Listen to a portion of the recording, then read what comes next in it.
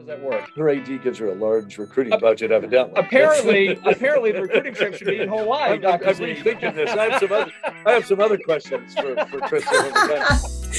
Yeah, exactly. I would love to take this opportunity to say, yes, Dr. Z, I think I need to continue recruiting in Hawaii and Puerto Rico. Hi again, everybody, and welcome back to the Dr. Z and J-Dub podcast. JW Stewart along with our UNH AD, Dr. Z, Shay, and Zenger. Thank you for joining us today across all of our social media channels. As always, our podcast is presented by Provenzano's Deli and the Charger Athletics Fund. For more information or how to donate, go to chargerathleticsfund.com. Dr. Z, another incredible week here at the University of New Haven, and today on the show we're talking women's volleyball. Well, like I said last week, when you're talking to coaches late in the season, that's a really good sign. When you got the job here as AD, did you know about the success the volleyball team has had here in the history? Yeah, it was put forth to any of the candidates that, volleyball, football, baseball, in particular, women's basketball, at a point in time, it all had some really rich history. And for that matter, a lot of the sports have, but those are the ones that really were put forth in front of the candidates. Well, Christa Cooper is the coach of our volleyball team, and she and her Chargers are continuing that winning tradition here in West Haven. And Christa joins us now on the Dr. Z and J-Dub podcast. Christa, it's great to see you and welcome back to the show. Thank you. Great to see you too. Chargers have qualified for the NCAA tournament yet again, 15th consecutive appearance in the NCAA Division II tournament, 35th overall. UNH will take on number 5 seed Holy Family on Thursday, December 2nd in Springfield, Massachusetts.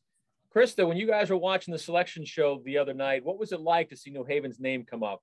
Really exciting. And we had kind of talked at practice before the selection show that we did well enough in the conference play and regular season play against regional opponents. And then through the conference tournament, going pretty deep to that championship game, to know that we could breathe a little bit easier than other teams who were maybe waiting on pins and needles to see where they fell. And so I think our conversation was all about not being concerned about the seeding or who we play. It's just kind of curious and excited to see who's next. You guys are the number 4 seed in the East region. It's been an up and down couple of days for you, kind of the thrill of victory and the agony of defeat. You have the great regular season that Dr. Z mentioned, 22-9, 10-3 in the conference. You go all the way to the NE10 championship game. You lose a 5-set heartbreaker to AIC on their home floor in Springfield. But that was on Saturday, and then you come back a couple of days later and you got the elation of going to the tournament. What have these last couple of days been like for you and the team? Kind of what you just described, thrill of victory, agony of defeat. And so that's why we try to keep that mindset about, so what, now what, whether it's a good thing, something that we're celebrating, or whether it's perhaps heartbreak and how we're going to rebound after a loss and learn from it and get better. And so we're just really grateful that we've got another opportunity to get better and another opportunity to compete.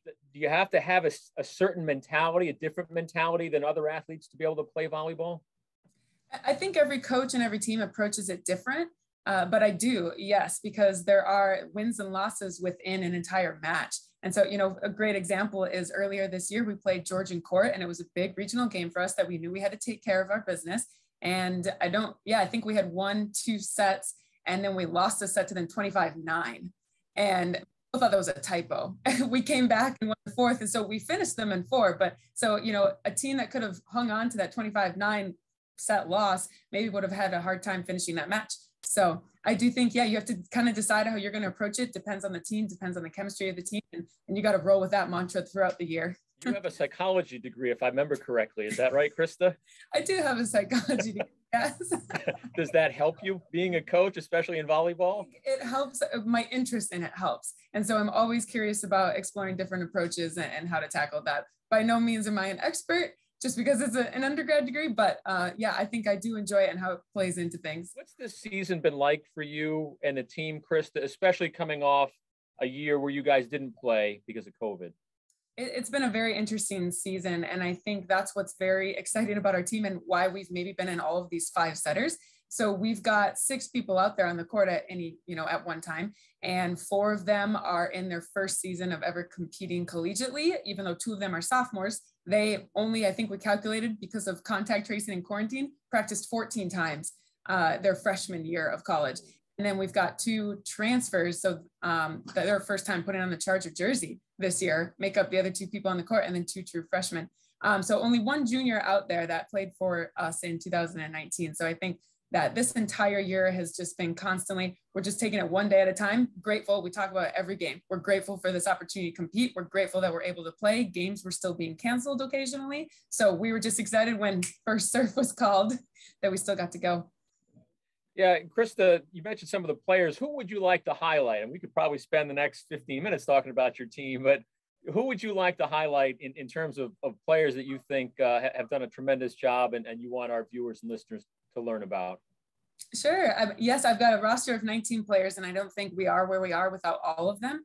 100%, especially the ones that perhaps don't get to showcase on game day. The way that our practice gym is and how competitive it is helps us in those tight moments. We constantly talk about and reference, hey, we've seen this look.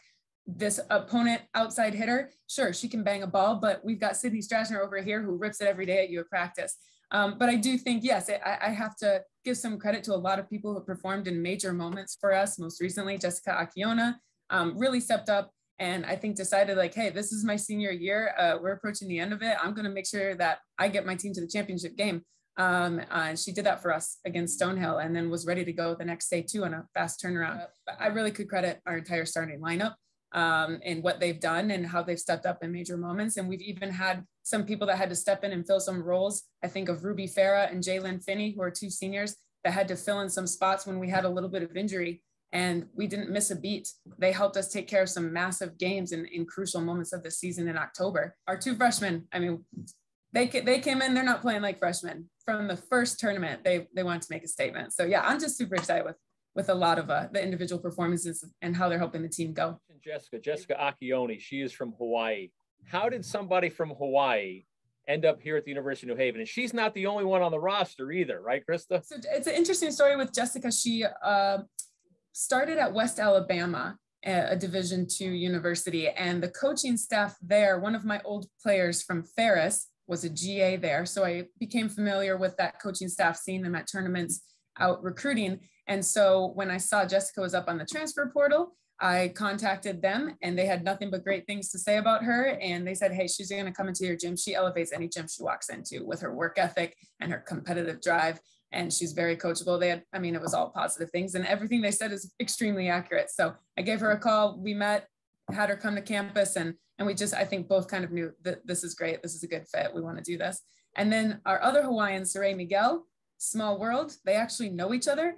And I was just talking to Jessica's mom about this. We couldn't quite remember if, so it's an uncle and Jess's dad in the same firehouse, I think, but they're both firefighters, retired firefighters. And so, Jessica and Ray's family knew each other. We have players from Puerto Rico, Minnesota, California, Florida, Colorado, Washington, Virginia, Michigan, Texas, and Indiana. How do you, in terms of recruiting, I know COVID certainly threw a wrench into things, but how do you have a chance to go out and recruit all these players? Do you visit them in their individual states? Do you visit them in the tournaments? How does that work? Just the nature of volleyball and club volleyball. It's grown to be, I do believe it's surpassed soccer now. It's the #1 girls sport. And so there are these national qualifiers that have 100, 150 courts at one time. And the players fly in from all over the country. So I can fly to Indianapolis, Indiana, and see players from Texas, California, Michigan, Minnesota. You've never been to one of these. These are the kind of conversations I have with Christa offline. Having a daughter who played club volleyball, besides getting to write a lot of checks, and you wonder why they're not playing the team next door in the next town, but you have to fly to Denver or Minneapolis or wherever to play people from, all over the world. You go to these huge, I call them jamborees. You call them something else. National qualifiers. Yeah, there you go. 100 to 150 courts and whistles. The officials' whistles are blown. I asked Christa the other day, how do you know which whistles apply to your court? The coaches do, the young women do, but the dads never do. I mean, you walk out of there, you can't hear, you can't see. It's a melee. They're fun, but if you've never been, you got to go one time just to experience it. Simpler just to fly to Hawaii or Puerto Rico, if you ask me. Yeah. Hey, Christa, last question for me. I know we're running out of time, and we appreciate you giving us some of your time as you prepare for the NCAA tournament coming up on December the 2nd. We mentioned at the top of the broadcast the history and the tradition here at the University of New Haven. What does it mean to you to keep that history and tradition going by qualifying for another NCAA tournament? It means the world. I think that's something that we talk about a lot within our team. And it starts with their recruiting conversations. All of our parents notice, hey, that's Debbie Chin's name on the court that we get to play in. That you don't see that at a lot of universities where the volleyball coach, it's her name and her court out there. And we are always trying to make our alumni proud. Every time I'm emailing the alumni, we're saying that, and they reach out to us, and we're just really excited when we make them excited and continue to make them proud. And it's something that we got to know. A lot of the players here, there was work that was done before they got here. You know, the way they announced our team was, oh, and it's never a surprise or something like that. To see New Haven, that's not us here. You know, we're super excited and we're busting our tails, you know, within our 4-year segment and time frame that they're here. But a lot of work done before that to have us be in this 15 years in a row and 35 times. So, Christa, we appreciate you joining us here on the Dr. Z and J-Dub podcast, and best of luck to you guys as you take on Holy Family on Thursday, December 2nd up in Springfield, Massachusetts. All the best to you, Christa. Yeah, thank you guys. Have a good day. Great work. Yeah, see ya.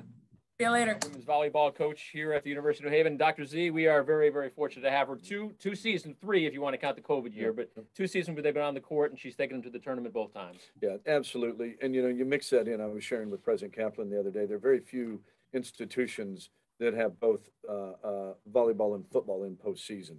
And that's you know, as you're coming down to this time of the year in the fall sports, that's a big feather in the cap for her, for Coach Pence, and for the athletic department. And I'm grateful for what she's done with this team. Time now for our student athletes of the week. And of course, we're talking volleyball. We can't talk volleyball without Jessica Akiona. The senior from Hawaii made the NE10 all-tournament team. She had 16 kills and 16 digs in the championship loss to AIC. Thanks in part to Jessica, the Chargers are in the NCAA tournament for the 15th straight time and 35th overall. And speaking of football, Zach Morrow, the grad student running back from Woodbury, Connecticut, Nonawag High School, 33 carries, 119 yards, but no touchdowns. The quarterback, Connor Dagenhart, keeps stealing all of them at the goal line. That's another story for another time. But Zach has run for more than 100 yards in 3 of his last 4 games. UNH faces Kutztown, the top seed in Super Region 1, in the NCAA Division II football championship on Saturday. Good job. That's the end of that show. Thank you, Chris. Thank you, Christa.